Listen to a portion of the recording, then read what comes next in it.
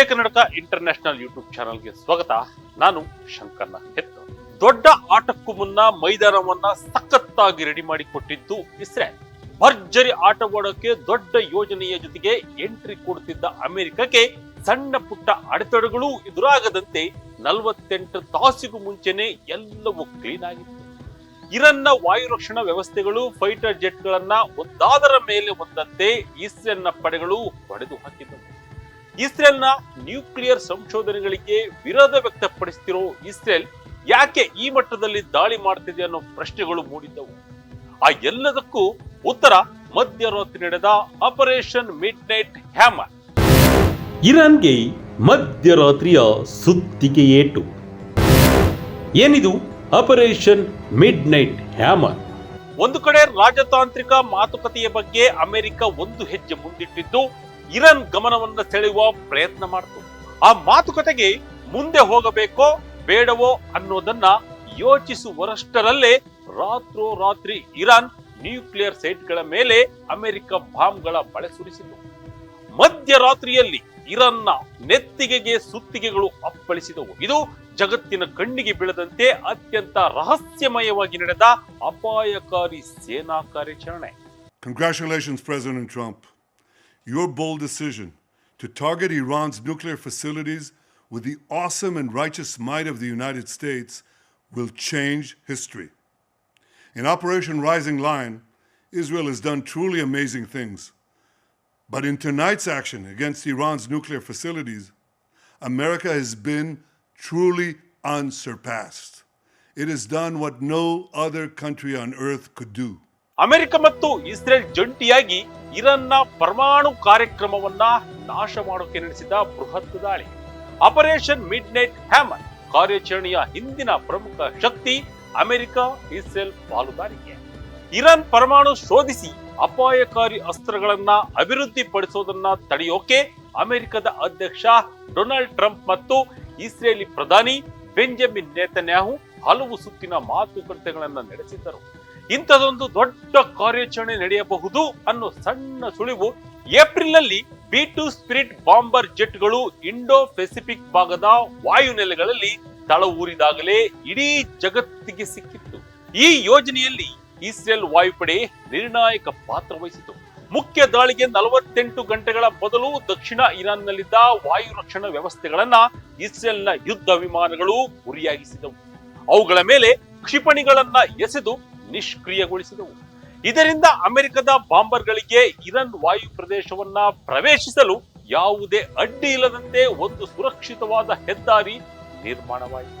Israel ಮಾಡಿಕೊಟ್ಟ ಮುಕ್ತ ವಾಯು ಮಾರ್ಗವನ್ನ ಬಳಸಿಕೊಂಡ ಅಮೆರಿಕದ ಸ್ಟೆಲ್ತ್ ಬಾಂಬರ್ಗಳು ಯಾವುದೇ ಸದ್ದು ಗದ್ದಲ ಮಾಡದೆ ಯಾರ ಕಣ್ಣಿಗೂ ಬೀಳದೆ ಇರಾನ್ನ ಬಹಳಷ್ಟು ದೂರದವರೆಗೂ ನುಗ್ಗಿದವು. ಆಗಲೇ ಶುರುವಾಗಿದ್ದು ಆಪರೇಷನ್ ಮಿಡ್ ನೈಟ್ ಹ್ಯಾಮರ್ನ ಅಸಲಿ ಆಟ. ಸಬ್ಮರಿನಿಂದ ಕ್ರೂಸ್ ಕ್ಷಿಪಣಿ. ಸದ್ಯದ ಗೆಲುವು ಅಮೆರಿಕದ ಪಾಲು. ಅಮೆರಿಕವು ತನ್ನ B2 ಸ್ಪಿರಿಟ್ ಸ್ಟೆಲ್ತ್ ಬಾಂಬರ್ಗಳನ್ನ ಈ ಕಾರ್ಯಾಚರಣೆಗೆ ನಿಯೋಜಿಸಿತ್ತು. ಇವು ಸಾಮಾನ್ಯ ಬಾಂಬರ್ಗಳಲ್ಲ, ಶತ್ರುಗಳ ರಾಡರ್ಗೆ ಸುಲಭವಾಗಿ ಪತ್ತೆಯಾಗದ ಅದೃಶ್ಯ ವಿಮಾನಗಳು. ಪ್ರತಿಯೊಂದು B2 ಬಾಂಬರ್ ಕೂಡ ತಲಾ ಸುಮಾರು 13,600 kg ತೂಕದ 2 ಮ್ಯಾಸಿವ್ ಆರ್ಡಿನೆನ್ಸ್ ಪೆನೆಟ್ರಿಯೇಟ್ ಬಾಂಬ್ಗಳನ್ನ ಹೊತ್ತಿತ್ತು. JBU-57 ಹೆಸರಿನ ಈ ಬಾಂಬ್ಗಳನ್ನ ಬಂಕರ್ ಬಸ್ಟರ್ ಅಂತಲೂ ಕರೆಯಲಾಗುತ್ತೆ. ಇವು ಭೂಮಿಯ ಆಳದಲ್ಲಿ ಕಾಂಕ್ರೀಟ್ ಬಂಕರ್ಗಳ ಒಳಗೆ ಅಡಗಿಸಿಟ್ಟಿರುವ ಪರಮಾಣು ಸ್ಥಾವರಗಳನ್ನ ಭೇದಿಸಿ ನಾಶಪಡಿಸುವ ಸಾಮರ್ಥ್ಯ ಹೊಂದಿವೆ. ಆ ಸಾಮರ್ಥ್ಯವನ್ನ ಅಮೆರಿಕವು ಈ ಕಾರ್ಯಾಚರಣೆಯಲ್ಲಿ ಪೂರ್ಣ ಪ್ರಮಾಣದಲ್ಲಿ ಬಳಸಿಕೊಂಡಿದೆ. B2 ಬಾಂಬರ್ಗಳು ಅಮೆರಿಕದ ಮಿಸೌರಿ ವಾಯುನೆಲೆಯಿಂದ ಸುದೀರ್ಘ 18 ಗಂಟೆಗಳು ನಿರಂತರವಾಗಿ ಹಾರಾಟ ನಡೆಸಿದವು. ಈ ಪ್ರಮಾಣದಲ್ಲಿ ಪರಸ್ಪರ ಸಂವಹನ ಸಂಪರ್ಕಗಳನ್ನ ಕನಿಷ್ಠ ಮಟ್ಟಕ್ಕೆ ಇಳಿಸಲಾಗಿತ್ತು. ಈ ಮೂಲಕ ಇರಾನ್ನ ರಾಡರ್ಗಳಿಗೆ ಪತ್ತೆಯಾಗುವುದನ್ನ ತಪ್ಪಿಸಲಾಯಿತು.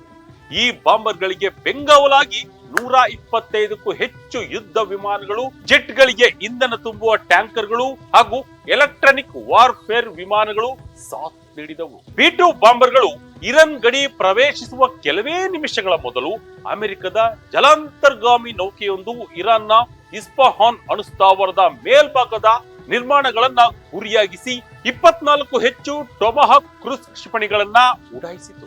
ಇದು ಕೂಡ ಇರಾನ್ನ ಗಮನವನ್ನ ಬೇರೆಡೆಗೆ ಸೆಳೆಯುವ ಒಂದು ತಂತ್ರವಾಗಿತ್ತು. ಅದರ ಬೆನ್ನಲ್ಲೇ B-2 ಬಾಂಬರ್ಗಳು ತಮ್ಮ ಗುರಿಗಳಾದ ಫೋರ್ಟ್, ನತಾಂಜ್ ಹಾಗೂ ಇಸ್ಫಹಾನ್ನ ಅಣುಸ್ಥಾವರಗಳ ಮೇಲೆ ಬಂಕರ್ ಬಸ್ಟರ್ ಬಾಂಬ್ಗಳನ್ನ ಬೀಳಿಸಿದವು.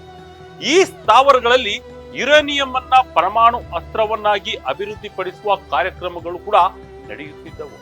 ಒಟ್ನಲ್ಲಿ ಅಮೆರಿಕದ ದಾಳಿಯಿಂದ ಇರಾನ್ನ ಪರಮಾಣು ಕಾರ್ಯಕ್ರಮಕ್ಕೆ ತೀವ್ರ ತಡೆ ಉಂಟಾಗಿದೆ. ತಮ್ಮ ಕಾರ್ಯಾಚರಣೆಗಳನ್ನ ಅಮೆರಿಕದ ಭದ್ರತಾ ಪಡೆಗಳ ಅಧಿಕಾರಿಗಳು ಅಗಾಧ ಯಶಸ್ಸು ಎಂದು ಬಣ್ಣಿಸಿಕೊಂಡಿದ್ದಾರೆ.